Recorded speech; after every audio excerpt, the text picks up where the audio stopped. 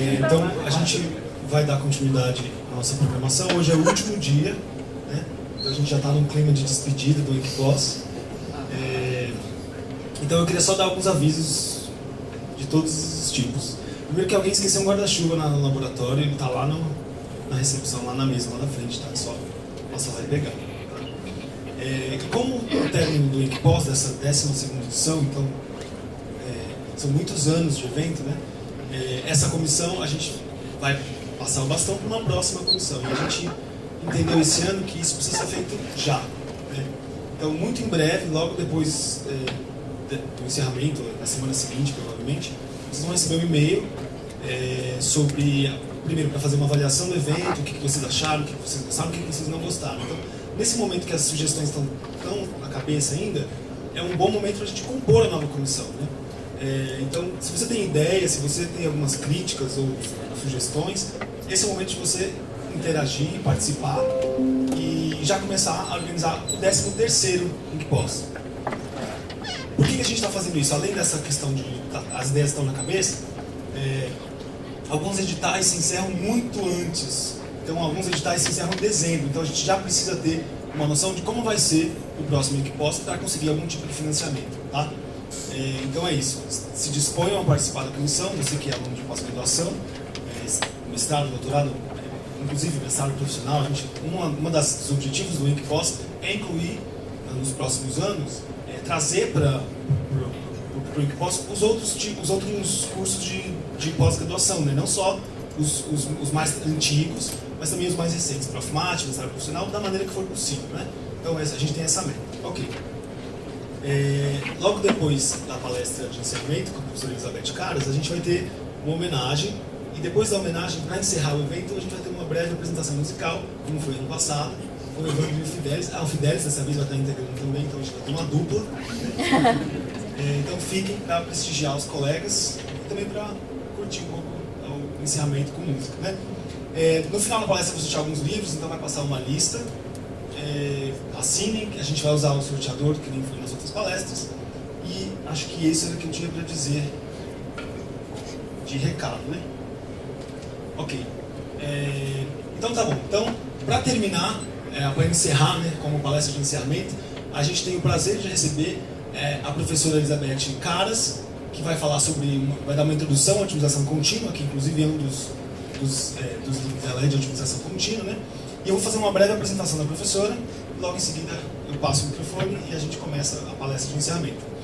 Bem, a professora Elizabeth Caras possui graduação em Engenharia Cartográfica pela UFPR, licenciatura e bacharelado em Matemática pela PUC do Paraná, mestrado em Matemática Aplicada pela USP e o doutorado, me corrija se eu estiver falando besteira, doutorado período em cotutela em Matemática Aplicada pela Universidade de Paris I, né, Panthéon Sorbonne, e Engenharia de Produção. Então ela fez um doutorado em cotutela e Engenharia de Produção aqui na Federal de Santa Catarina.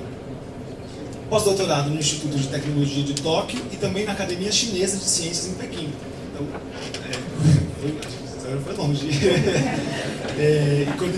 Ela foi coordenadora do programa de pós-graduação em Matemática na UFPR e é professora associada do Departamento de Matemática dessa mesma universidade, da UFPR, editora adjunta da coleção Matemática Aplicada da SPM, membro do Comitê de Assessoramento da CAPES, revisora de importantes periódicos, dentre os quais eu destaquei alguns, como Optimization Methods in Software, Journal of Computational and Applied Mathematics e da Science Journal on Optimization. E as suas áreas de interesse em pesquisa são matemática aplicada na área de otimização contínua. Uma observação é que em 2003 ela recebeu o prêmio Guilherme de la Penha de melhor tese de doutorado pela SBMAC. Né? Então vamos receber, por favor, a professora Elizabeth Caras.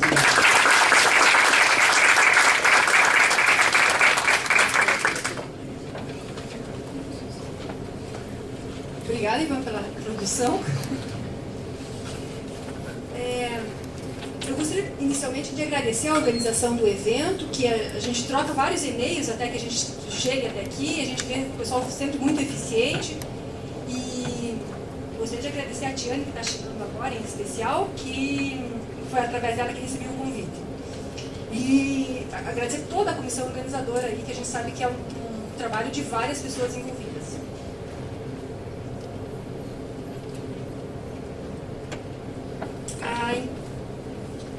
Eu sou professora na Universidade Federal do Paraná. A gente tem um grupo bastante coeso de otimização contínua. E começo dizendo que esse nosso grupo é filho aqui do IMEC.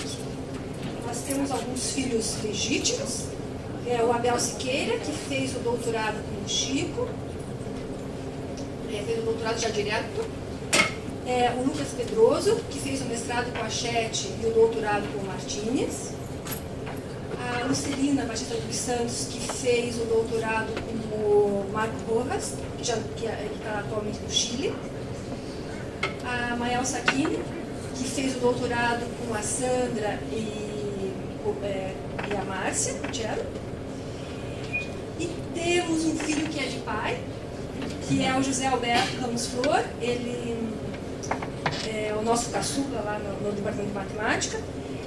Falo que é filho de pai porque o título dele de doutor saiu pela USP, mas ele foi orientado aqui pelo Paulo. E temos os filhos acolhidos, os filhos adotivos. O Ademir Alves Ribeiro, que com quem é meu coautor no livro, e quem eu divido sala e tal, que tem trabalhos com a Sandra. O Giovanni Grapiglia, que é doutor pela Federal do Paraná, com sanduíche na China, está com trabalhos em andamento com o Martínez, já está uma conversa com a Sandra, com o Paulo. O Luiz Carlos Mattioli, que é doutor pela Federal de Santa Catarina, em Direito de Produção, e tem trabalhos com o Ricardo Pilotti.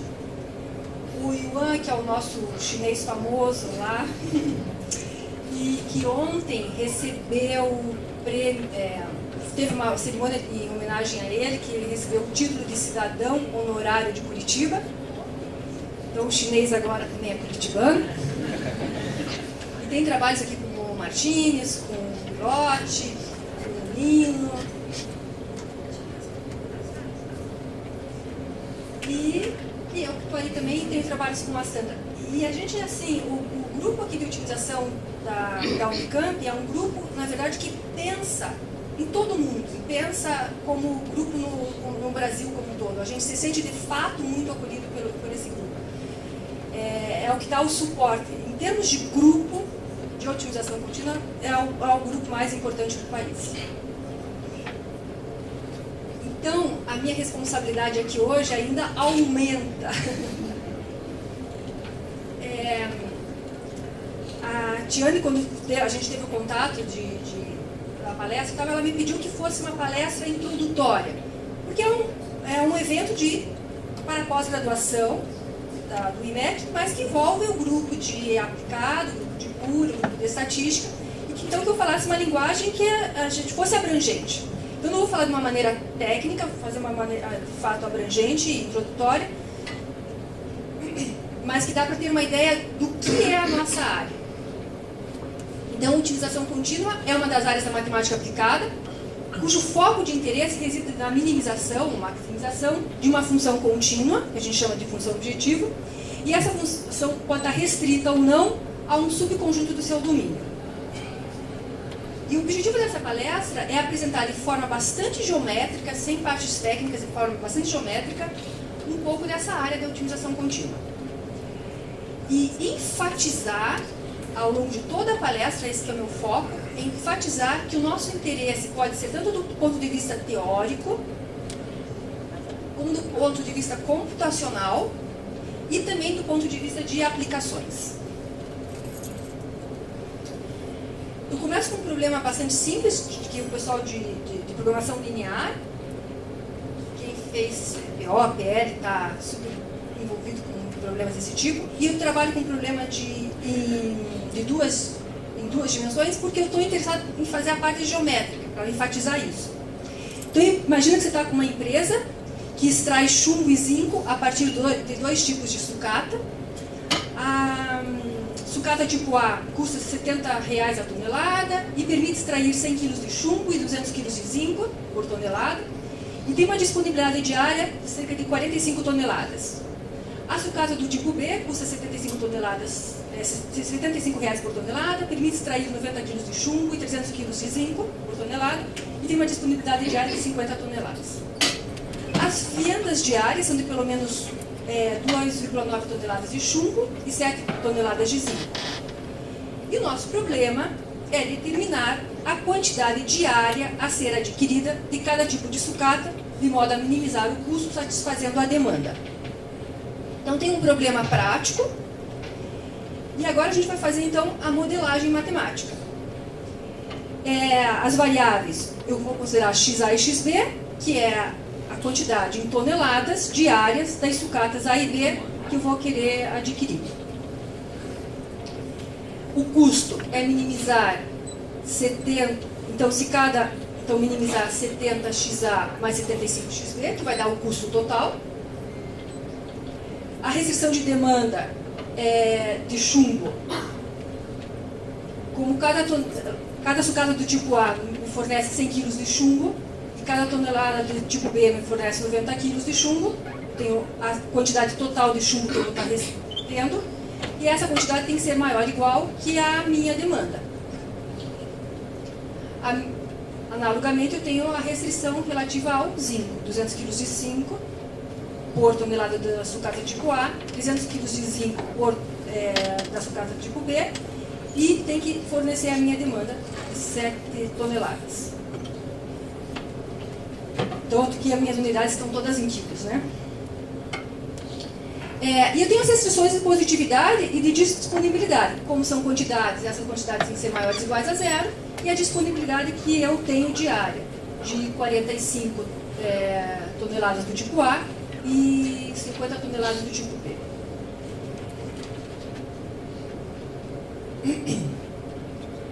Então, isso, agora colocando, então o problema ficou minimizar a função objetiva, sujeito a restrições.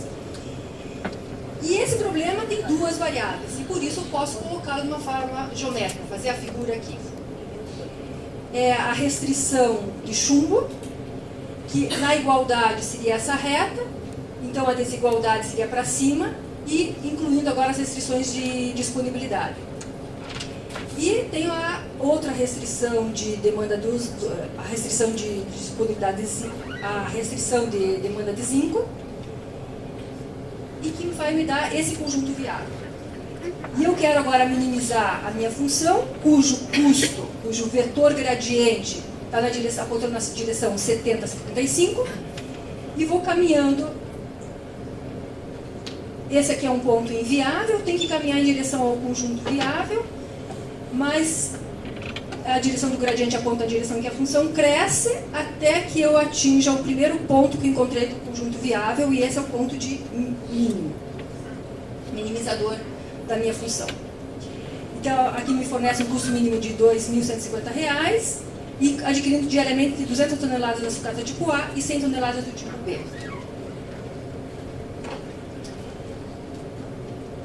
Então, o que a gente vai estar trabalhando o tempo inteiro, eu vou estar mostrando as figuras assim. O conjunto viável e as curvas de nível da função objetivo, para a gente estar visualizando. De forma matricial, então, a gente vai trabalhar computacionalmente, a gente vai estar trabalhando de forma computacional. A gente, então, na área de otimização, a gente acaba desenvolvendo muita álgebra linear.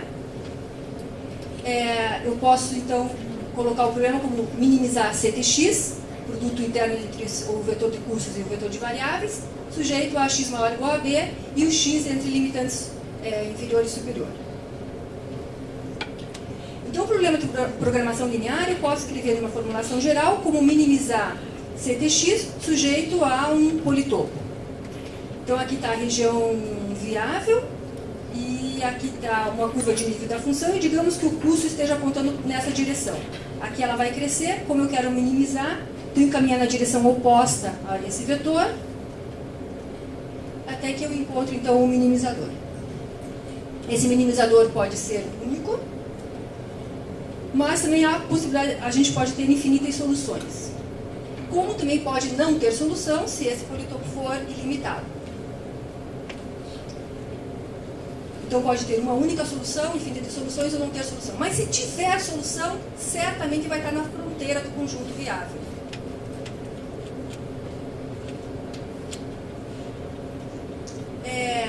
Mas na vida, nem tudo é linear, nem todos os problemas vão ser formulados como lineares. Digamos que a gente está com M pontos, Y1, Y2, Yn em RN, e a gente quer determinar o ponto cuja soma das distâncias aos pontos dados seja mínima. Então, eu estou com y1, y2, 4 pontos aqui, em R2, e eu quero determinar um ponto cuja distância aos demais seja mínima. Então, eu vou minimizar a soma dessas distâncias, e a distância é a norma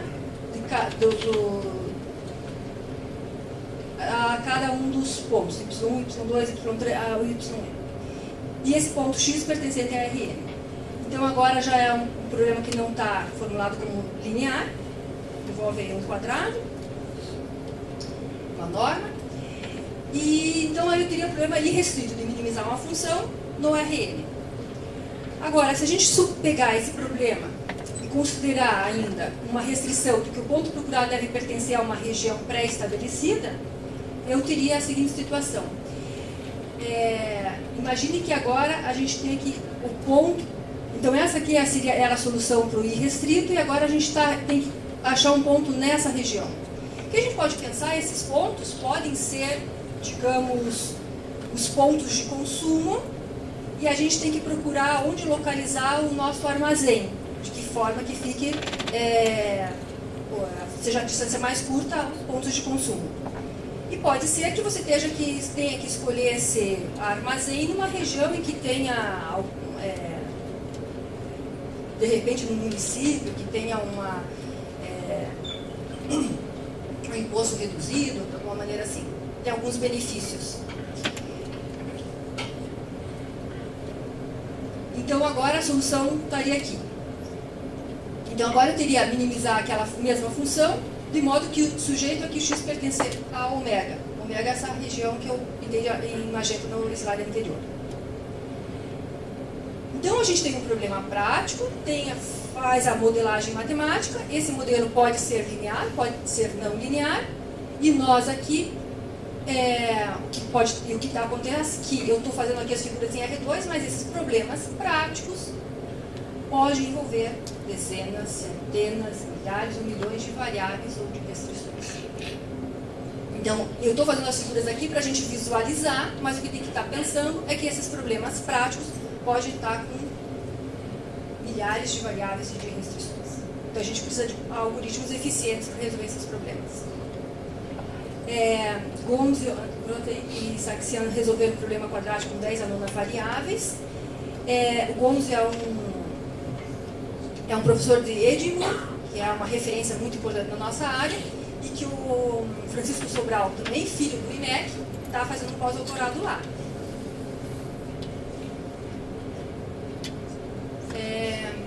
Então, vamos entrar agora em problema de programação não linear. Então, agora saiu do problema prático, estamos aqui no problema de minimizar uma função sujeita a um conjunto ômega.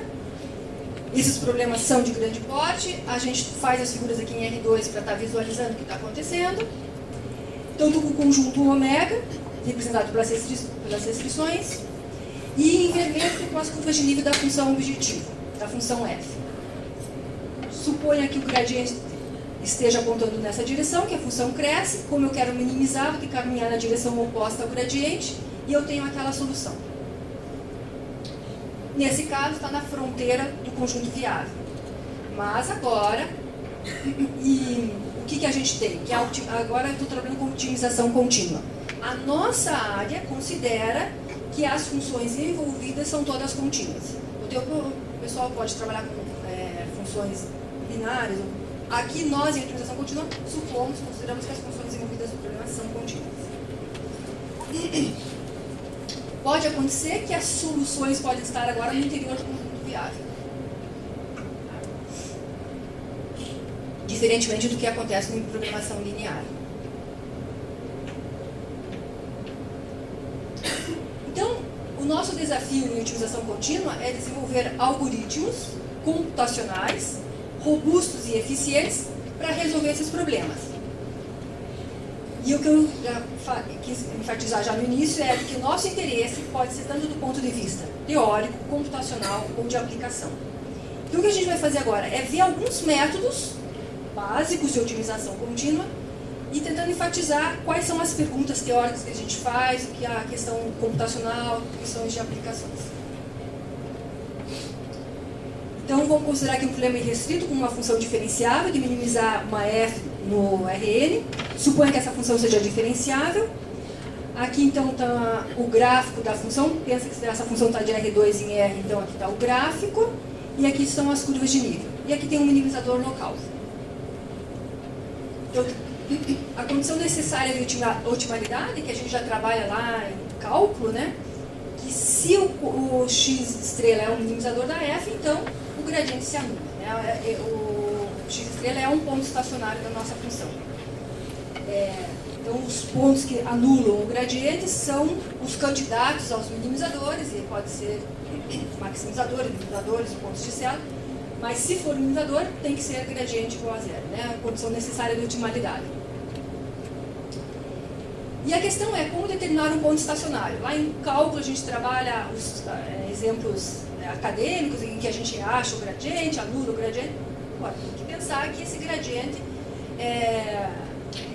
está envolvendo milhares de variáveis e que eu preciso encontrar então um ponto estacionário. O que a gente vai trabalhar são através de métodos iterativos. Ou seja, a gente vai gerar uma sequência de pontos esperando que a gente obtenha, que essa sequência convirja, digamos, com um ponto estacionário. O primeiro método que a gente estuda é o método gradiente. Dado um ponto inicial, x0. Então aqui eu estou com as curvas de nível da função em azul. Um ponto inicial, o gradiente apontando para cá. E vou repetir um certo processo enquanto eu não encontro um ponto estacionário. Defino uma direção, vou caminhar na direção oposta ao gradiente, já que eu quero minimizar a função, vou caminhar na direção oposta ao gradiente. Vou determinar quanto caminhar nessa direção. E digamos que eu obtive esse ponto. E faço o x1, o início da próxima iteração. E assim eu vou gerando uma sequência de pontos. X0, x1 e assim por diante. Então, vamos pegar aqui uma curva de nível da função objetiva. Um ponto x0, caminho na direção, aqui eu tenho o gradiente, não é nulo, caminho na direção oposta ao gradiente. Decido quanto caminhar nessa direção. Obtenho o meu x1 e assim por diante. Caminho na direção oposta ao gradiente, obtenho o ponto x2. E nesse caso, que eu estou fazendo uma minimização exata, eu estou caminhando achando o melhor ponto que eu posso achar nessa direção, obtendo o x1 como o melhor ponto que eu posso encontrar nessa direção aqui, essas direções vão ser ortogonais. Então isso vai caminhar em zigue-zague, né? E eu obtenho um x2, eu obtenho um x3 e assim por diante. Então a gente espera que essa sequência convirja para o ponto estacionário do meu problema. Então, eu peguei um problema de minimizar uma função, sujeito no Rn, no espaço todo, tenho um algoritmo e tenho questões teóricas envolvidas nisto. A sequência gerada pelo meu algoritmo, essa sequência, será que tem algum ponto de acumulação? Algum desses pontos de acumulação, será que é estacionário, que é o meu interesse? Será que todos os pontos de acumulação são estacionários? Quer dizer, será que algum deles ou são todos os pontos de acumulação são estacionários? Será que essa sequência de fato converge? Vai ter um único ponto de acumulação? Se converge, com que velocidade? Se é uma taxa de convergência linear, se é superlinear, se é uma convergência quadrática, então com que velocidade? Se o meu método é lento ou está veloz? Qual é a velocidade com que ele está convergindo?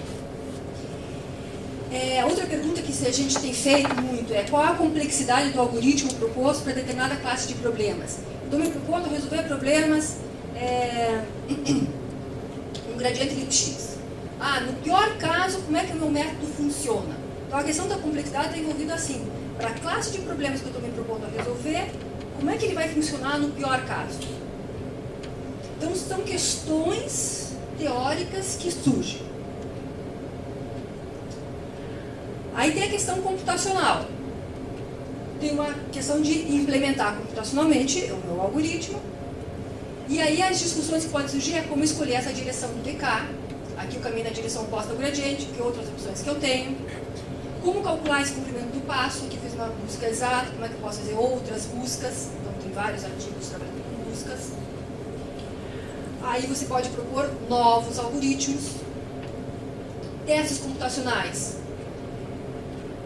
Comparar com os algoritmos existentes. Aí tem a escolha dos problemas que você vai testar. Você está se propondo a resolver uma classe de problemas, ver qual é a classe de problemas, testar, fazer uma grande bateria de testes computacionais para validar o teu método. A pergunta é, esse algoritmo é eficiente? Na verdade, se você estiver preocupado com o tempo computacional, a pergunta que eu estou fazendo é, o teu algoritmo está resolvendo de forma eficiente os seus problemas, a sua bateria de problemas? Em que sentido? É o que está resolvendo a maior parte dos problemas com menor tempo? O algoritmo é robusto? Está resolvendo super rápido, mas só resolve 30% dos problemas? Não adianta. Eu tenho que ser eficiente, resolver, digamos, com menos tempo computacional, mas uma grande porcentagem dos problemas. E a gente vai percebendo que não tem como ser o imbatível. Por isso que é a riqueza da área aí, né? A gente ganha aqui, perde lá e assim vai caminhando a pesquisa. E aí você vai ter uma questão de análise desses resultados. E é possível melhorar essa eficiência do teu método, é possível melhorar a robustez, tudo isso envolvido. E tem uma questão de interesse prático, que é resolver problemas da vida real. E esses problemas você vai ter o problema na vida real, faz a modelagem, vai escolher qual é o método que você deve, quais são os métodos possíveis para resolver esse teu problema, aplicar esse método e fazer uma análise desses resultados.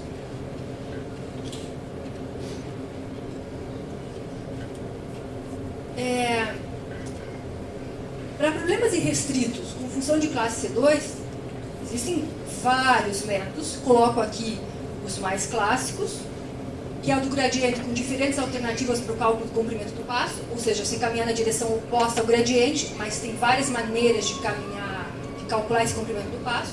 Falei para vocês que se a gente fizer uma busca exata, que é custosa, que você tem que... Ele vai caminhar em zigue-zague, quer dizer, será que vale muito a pena você ficar gastando muito tempo nessa busca? Então tem várias buscas, inclusive não monótonas.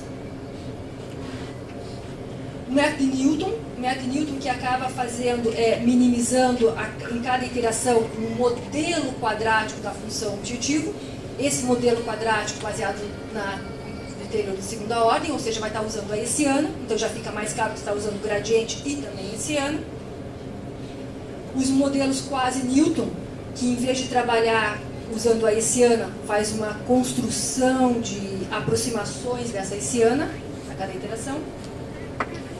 Métodos de gradientes conjugados, em que fazem uma combinação da direção anterior com a direção oposta ao gradiente, usa então a informação do passado também.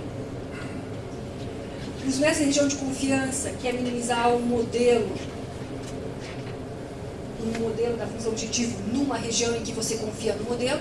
A professora Sandra é uma expert nessa área, tem um review aí interessante, importante dessa área.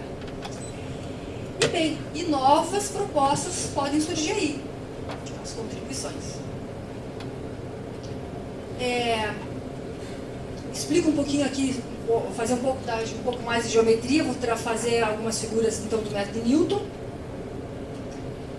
Pegando aquele mesmo problema, parte de um ponto inicial x0. Veja que aqui estão as curvas de nível, o gradiente está apontando para cá, o minimizador estaria aqui. Eu faço um modelo quadrático e minimizo o modelo quadrático, e o ponto x1 vai estar aí. Agora eu considero o modelo quadrático no ponto x1, minimizo o modelo quadrático e acho o x2 e assim por diante. Construo aqui, faço essas figuras, constrói o modelo quadrático, aqui estou construindo e colocando a curva de nível do modelo para a gente visualizar. Obviamente, no algoritmo a gente vai estar trabalhando dessa maneira. Não A questão é que, se a função é complicada, em vez de você minimizar a função a cada interação, que isso não tem como, você minimiza um modelo da função. Então, vamos minimizar o modelo quadrático da função. E a gente espera, então, que convirja. O método Newton pode falhar, por exemplo, então, o método Newton pode falhar, e a gente tem estudos sobre isso. Na minha dissertação de mestrado, então eu nem sonhava em trabalhar com otimização contínua, que eu fiz em área de sistemas dinâmicos na USP, em matemática aplicada. Eu trabalhei com o método Newton do plano complexo. Então faz um estudo teórico dos pontos onde o método Newton falha, que vão dar os conjuntos de Juliá, que são as bacias, a fronteira das bacias de atração dos pontos que são solução. Então geram fractais.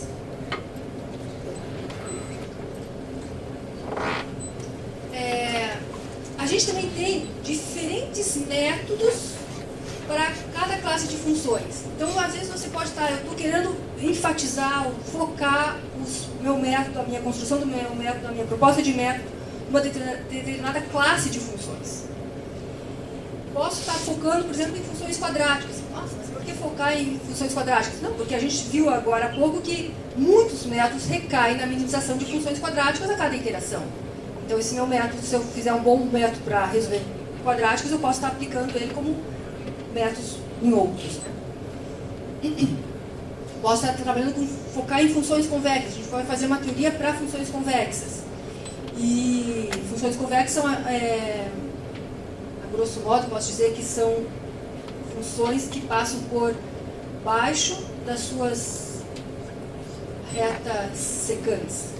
E são funções que, quando o minimizador local é global. Quer dizer, se você achar um ponto estacionário, que é o minimizador, se ele for local, ele vai ser global. São funções interessantes de se trabalhar. A gente pode estar trabalhando também com funções diferenciáveis, mas sem derivadas disponíveis. Em que você vai usar somente avaliações de função. Então, o Lucas Pedroso fez o doutorado com o Mário Martins aqui, trabalhou com métodos sem derivadas, foi lá para a Federal do Paraná, fez concurso, passou lá, e a gente então já começou a trabalhar juntos, até para agregá-lo ao grupo. Então a gente teve vários trabalhos em conjuntos aí na área de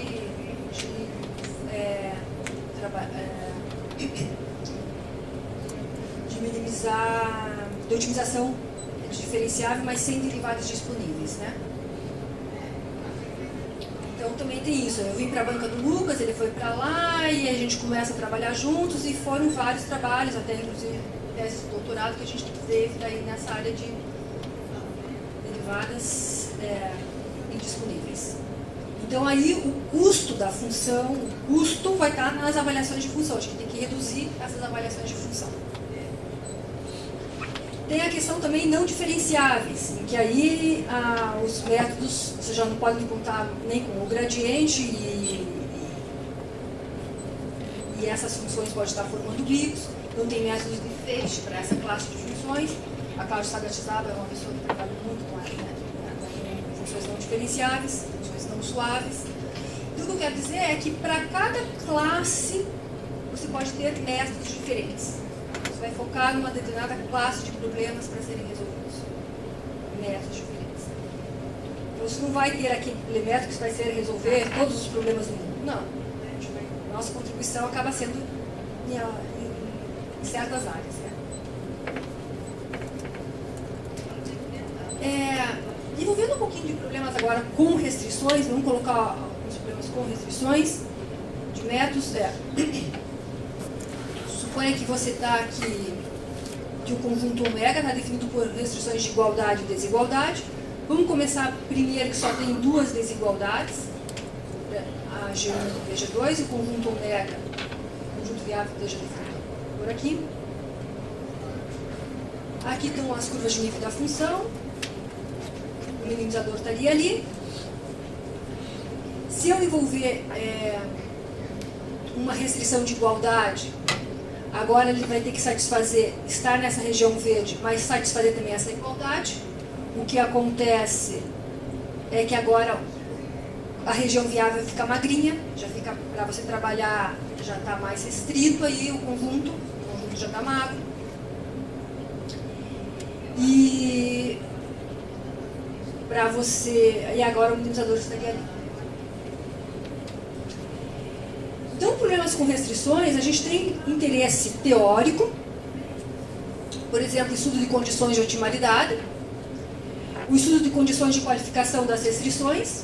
Então, o José Alberto, que eu falei que é filho de pai da Unicamp, né? O José Alberto, que fez a tese de doutorado com o Paulo Silva em orientação com o Gabriel Aeser, da USP, eles fizeram praticamente uma taxonomia das condições de qualificação das restrições. O que seriam as condições de qualificação das restrições? Seria assim, condições em que as restrições devem satisfazer do teu problema, para que você possa garantir que se o ponto é minimizador, então satisfaz alguma condição de otimalidade.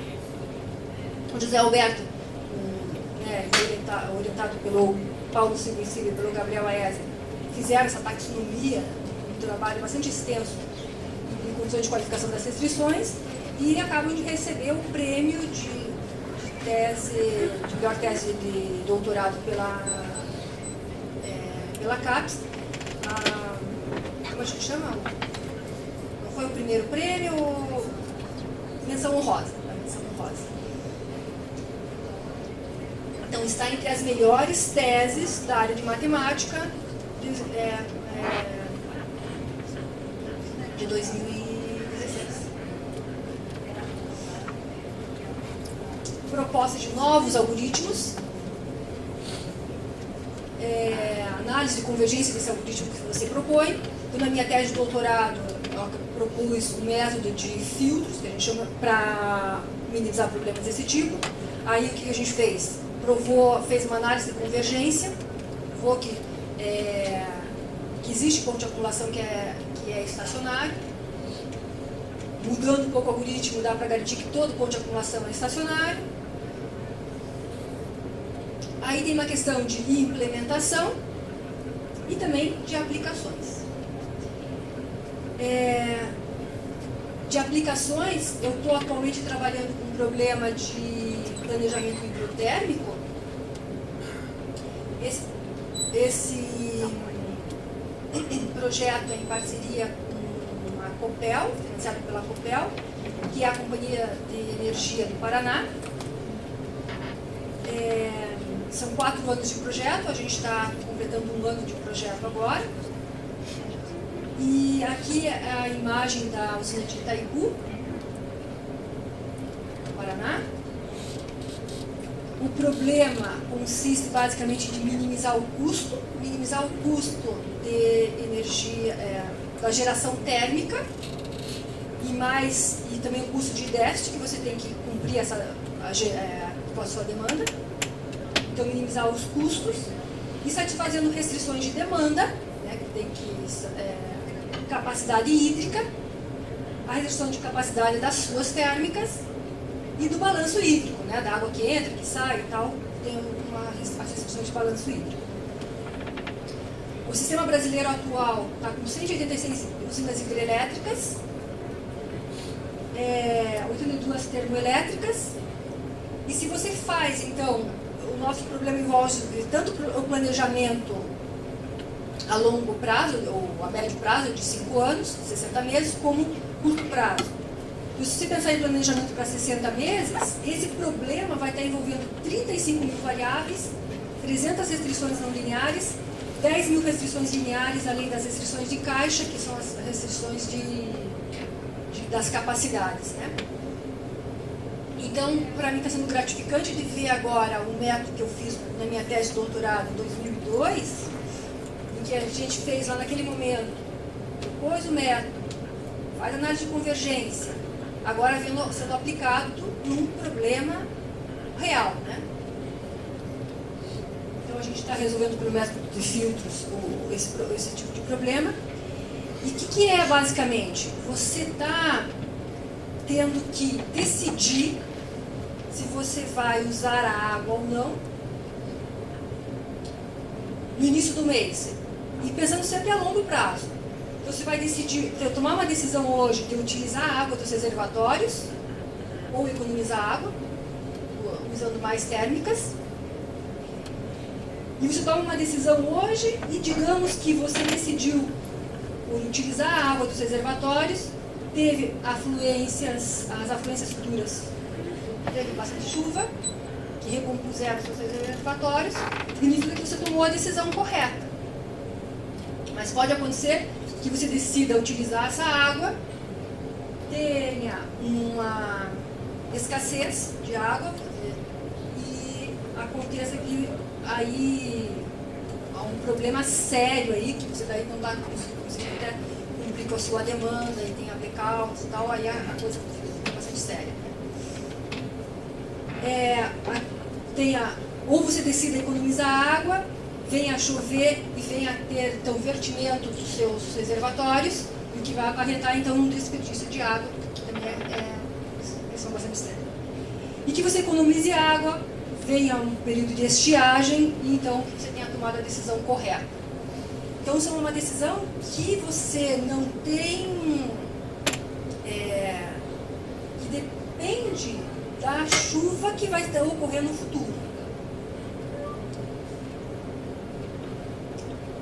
Então, as aplicações, a gente pode ter problemas de empacotamento, como colocar os produtos num determinado container, por exemplo, problemas de equilíbrio, problemas de multi-objetivo, ou seja, que você quer maximizar o seu lucro da empresa, minimizando o seu impacto ambiental. Então, às vezes, são objetivos conflitantes, você tem que tomar essas decisões. Problemas sobre incertezas, que é o problema que a gente está trabalhando agora, então, o planejamento hidrotérmico, que é uma incerteza de se vai chover, se não vai chover, como é que fica isso. Então, trabalhando com diferentes cenários. E problemas práticos, que podem vir, de fato, de projetos com empresas, e que vocês aqui em São Paulo, sobretudo vocês têm o CMI, né, que é o Centro de Ciências Matemáticas Aplicadas à Indústria, e que tem uma parceria forte aqui com o pessoal da Unicamp e que traz muitos problemas práticos mesmo. Né. Teve essa semana no início dessa semana teve um evento de matemática industrial no Rio de Janeiro também. Então está vindo sempre muito à tona em como nós, da matemática aplicada, também podemos estar atuando com essa parceria com a indústria. Né? Então, de certa maneira, o que eu quero enfatizar, o que eu quis enfatizar nessa palestra é que a otimização contínua é uma área que tem espaço para quem gosta de teoria, para quem gosta de computação, para quem gosta de aplicações. Então, o sucesso da minha palestra eu vou estar vendo aí com a procura de vocês que estão iniciando o mestrado pela utilização daqui, né? Então, a utilização contínua é uma área então, que tem espaço para quem gosta de teoria, de trabalhar com análise de uma rede, parte computacional, parte de aplicações. Quero fazer agora um pouquinho de divulgação. A gente tem o programa de pós-graduação em matemática na Universidade Federal do Paraná, que é a área de concentração matemática e matemática aplicada. São as duas áreas juntas num único programa. E a gente tem o grupo de análise numérica, otimização, equações diferenciais, geometria e topologia e álgebra, que está ágil. A gente vai ter um grande evento que a gente está organizando, a Sandra também está envolvida nessa organização, um grande evento que vai ter em Foz do Iguaçu, em julho do ano que vem. E esse evento estão todos convidados, e esse evento conta com o workshop brasileiro de utilização contínua, que também é o 12º, como o Equipos, também 12º, já tem uma história. A quarta edição do Simpósio Brasil-China, o último foi em Xangai, agora será em Foz do Iguaçu, que é em matemática aplicada e computacional. Tem a Conferência BRICS, que envolve os países do BRICS em matemática, e a Conferência Internacional de Matemática na Indústria. Então são 4 eventos, numa data só, num hotel só, então vai estar congregando o pessoal do mundo todo, que vocês estão convidados a apresentar, fazer apresentações orais ou de pôster, participar desse momento aí. Eu tenho 2 livros publicados, que é o livro de fractais gerados por sistemas dinâmicos complexos, que foi fruto da minha dissertação de mestrado, em grande parte, e de otimização contínua, que é em coautoria com o professor Ademir Alves Ribeiro. O de fractais é com um colega, um grande amigo, Celso Penteado Serra, que infelizmente que faleceu. E estão à venda hoje. O livro de fractais a R$10, o livro de otimização a R$40. E eu sempre gosto de enfatizar que aqui tem uma raspadinha aqui, que tem material adicional ao livro, que tem dicas das resoluções dos exercícios, slides, outras atividades que você pode baixar e estar usando. Tá? É isso.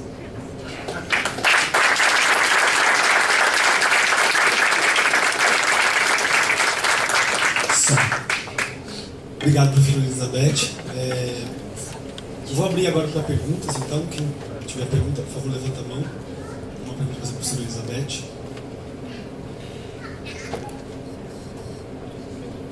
Nenhuma pergunta?